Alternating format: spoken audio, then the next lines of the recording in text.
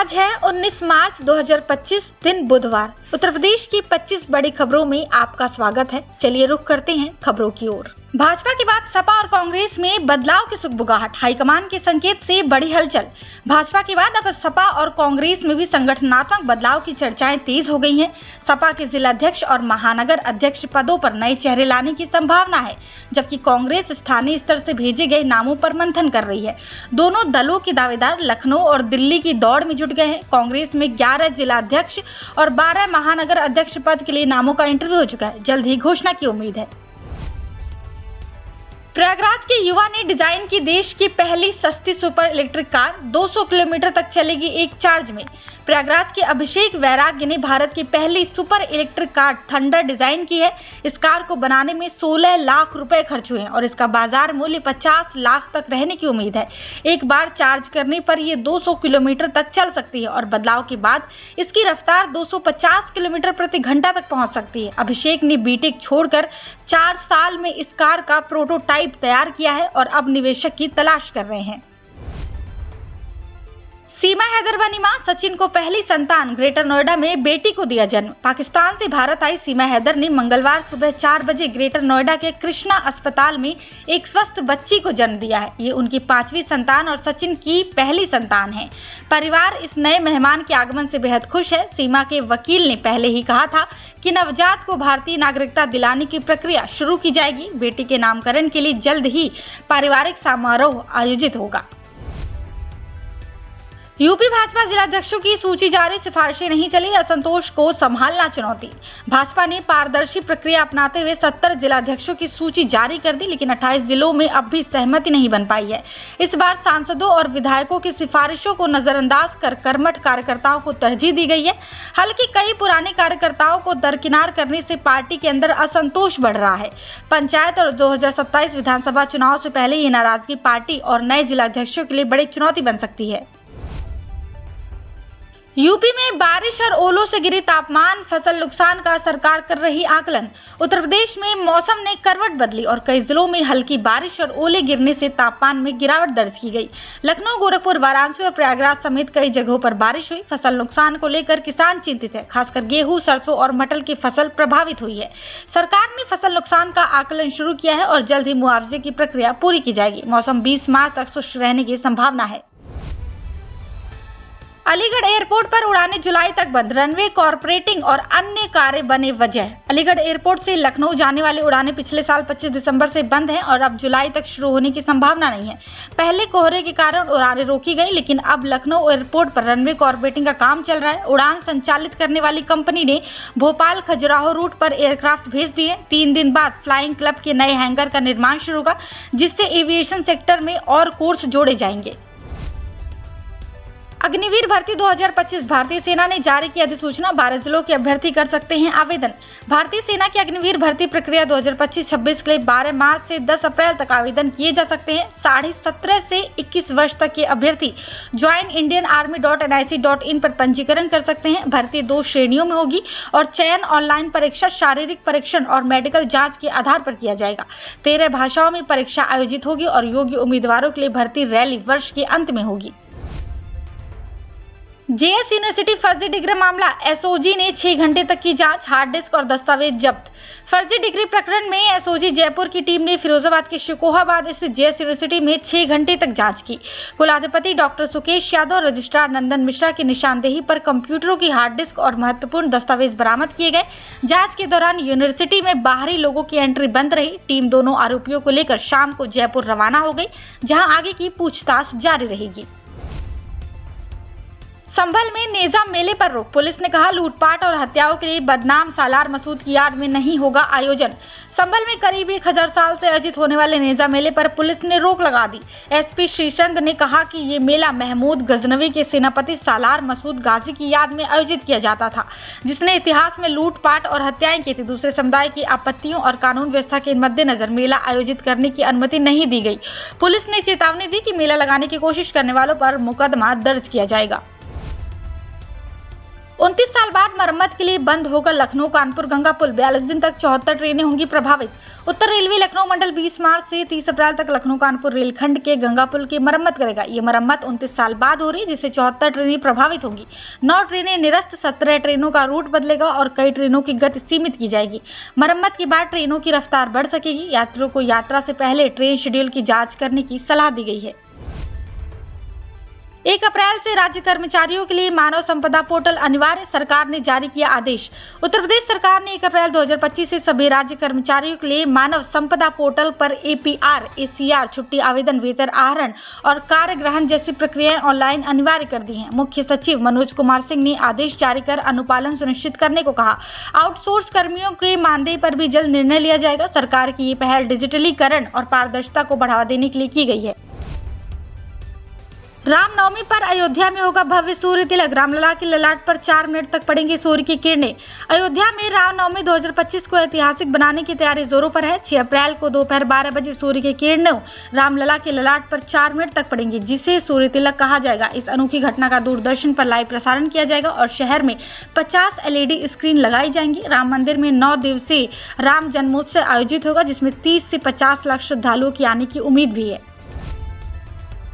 UP में 62 और ITI होंगे अपग्रेड। टाटा के साथ आज होगा MOU साइन। उत्तर प्रदेश में 62 और ITI संस्थानों को अपग्रेड किया जाएगा। मंगलवार को व्यवसायिक शिक्षा, कौशल विकास और उद्यमशीलता विभाग टाटा के साथ MOU साइन करेगा। इससे पहले 149 ITI अपग्रेड किए जा चुके हैं। इन संस्थानों में 12 नए ट्रेड जोड़े जाएंगे और टाटा में रोजगार के अवसर भी मिलेंगे। इस प्रोजेक्ट पर 3634 करोड़ रुपए खर्च होंगे, जिसमें TTL 2851 करोड़ और प्रदेश सरकार 783 करोड़ का निवेश करेगी। अब 15 अगस्त तक दिन में बंद रहेगा रनवे। 21 मार्च से बढ़ेंगी 16 उड़ानें। लखनऊ अमौसी एयरपोर्ट के रनवे मेंटेनेंस का कार्य अब 15 अगस्त तक बढ़ा दिया गया है। पहले ये 15 जुलाई तक पूरा होना था। 21 मार्च से रनवे बंद रखने का समय घटाकर 8 की बजाय 6 घंटे तक कर दिया जाएगा। इससे 16 नई उड़ानें जुड़ेंगी, जिनमें दिल्ली, मुंबई, हैदराबाद, जयपुर, बेंगलोर और अहमदाबाद रूट की उड़ानें शामिल है। 15 जुलाई से 15 अगस्त तक रनवे दिन में सिर्फ 4 घंटे बंद रहेगा। कानपुर सेंट्रल पर यात्रियों की भारी भीड़, ट्रेनों में पैर रखने तक की जगह नहीं। होली के बाद काम पर लौटने वालों की भीड़ कानपुर सेंट्रल स्टेशन पर उमड़ पड़े। लंबी दूरी की ट्रेनों में AC कोच छोड़कर हर डिब्बा खचाखच भरा रहा। पनवेल गोरखपुर एक्सप्रेस में यात्री दरवाजे और गलियारों में बैठकर यात्रा करने को मजबूर हुए। पटरी पार कर प्लेटफॉर्म बदलने की आदत यात्रियों ने नहीं छोड़ी, जिसे बड़ा खतरा बना रहा। भीड़ नियंत्रित करने के लिए GRP RPF सतर्क रही और यात्रियों को समझाने का प्रयास किया। यूपी में शराब दुकानों के लाइसेंस जारी। 40% नए कारोबारियों को मौका। अवैध शराब पर सख्ती बढ़ेगी। उत्तर प्रदेश में शराब दुकानों की लाइसेंस प्रक्रिया पूरी हो गई है, जिसमें 40% नए कारोबारियों को लाइसेंस दिया गया। आबकारी मंत्री नितिन अग्रवाल ने अवैध शराब की रोकथाम के लिए 24 घंटे चेक पोस्ट सक्रिय रखने और बिहार से सटे जिलों पर विशेष निगरानी के निर्देश दिए हैं। प्रदेश सरकार ने वित्तीय वर्ष 2025-26 में 63,000 करोड़ रुपए राजस्व का लक्ष्य रखा है, जिसके लिए 20% वृद्धि अनिवार्य होगी। अयोध्या में राम जन्मभूमि परिसर में प्रेक्षागृह का निर्माण शुरू। 50 करोड़ की लागत से बनेगा। अयोध्या स्थित राम जन्मभूमि परिसर में प्रेक्षागृह, अतिथि गृह और ट्रस्ट कार्यालय के निर्माण का कार्य शुरू हो गया है। 50 करोड़ की लागत से बनने वाले इस प्रेक्षागृह में 500 दर्शकों की क्षमता होगी और इसे मल्टीप्लेक्स शैली में तैयार किया जाएगा। निर्माण कार्य के चलते मंदिर का 11 नंबर गेट बंद कर दिया गया है। दिसंबर 2025 तक पूरा होने वाले इस प्रोजेक्ट में 3 मंजिला कार्यालय और 2 मंजिला अतिथि गृह भी शामिल है। टकनपुर दौराई विशेष ट्रेन को मिला नियमित दर्जा। 30 मार्च से कम किराए में यात्रा संभव। टकनपुर दौराई विशेष ट्रेन को नियमित ट्रेन का दर्जा मिल गया है, जिससे यात्रियों को अब अधिक किराया नहीं देना होगा। 30 मार्च से नई संख्या के साथ ट्रेन का संचालन शुरू होगा। पहले बरेली टकनपुर के लिए 385 रुपए किराया था, अब घटकर 145 रुपए हो गया है। रेलवे ने इस सेवा को पहले विशेष ट्रेन के रूप में शुरू किया था, लेकिन यात्रियों की मांग को देखते हुए इसे नियमित कर दिया गया है। यूपी बीजेपी ने जताया ओबीसी पर भरोसा, 4 जिलों में पुराने जिलाध्यक्ष बरकरार, रामपुर में नया चेहरा। भाजपा ने मुरादाबाद मंडल के 4 जिलों में जिलाध्यक्षों की घोषणा कर दी है, जबकि अमरोहा का नाम अभी लंबित है। पार्टी ने 3 जिलों में पुराने जिलाध्यक्षों को बरकरार रखा, जबकि रामपुर में हरीश गंगवार को नया जिलाध्यक्ष बनाया गया। इनमें से 3 ओबीसी और 1 स्वर्ण बिरादरी से हैं। ये निर्णय ओबीसी वोट बैंक को मजबूत करने की भाजपा की रणनीति का हिस्सा माना जा रहा है, जिससे 2027 के विधानसभा चुनाव में लाभ उठाने की कोशिश की जाएगी। सीएम योगी का अखिलेश पर तंज, जब मुखिया 12 बजे उठेगा तो विकास कैसे होगा। सहारनपुर में मुख्यमंत्री योगी आदित्यनाथ ने ऋण वितरण कार्यक्रम में अखिलेश यादव पर तंज कसते हुए कहा कि जब प्रदेश का मुखिया ही दोपहर 12 बजे उठेगा तो विकास कैसे होगा। उन्होंने भाजपा सरकार को माफिया विरोधी और विकास समर्थक बताया। योगी ने कहा कि 1 डिस्ट्रिक्ट 1 माफिया की जगह भाजपा ने 1 डिस्ट्रिक्ट 1 प्रोडक्ट को बढ़ावा दिया। कुंभ और यूपी पुलिस भर्ती पर भी पिछली सरकारों को घेरा और कहा कि अब भाई भतीजावाद नहीं चलता। बाराबंकी जिला अस्पताल में मरीजों की भीड़, इलाज के लिए 5 घंटे का इंतजार। बाराबंकी जिला अस्पताल में होली की छुट्टी के बाद मरीजों की भारी भीड़ उमड़ पड़ी। बुखार और वायरल से पीड़ित मरीजों को इलाज के लिए 5 घंटे तक कतारों में इंतजार करना पड़ा। टोकन, पर्चा, डॉक्टर से मुलाकात, जांच और दवा लेने तक 5 अलग अलग लाइनें लगी। बुजुर्ग मरीजों को सबसे ज्यादा परेशानी हुई। स्वास्थ्य अधीक्षक ने मरीजों की संख्या अधिक होने की बात कही, लेकिन अतिरिक्त काउंटर और डॉक्टरों की संख्या नहीं बढ़ाई गई।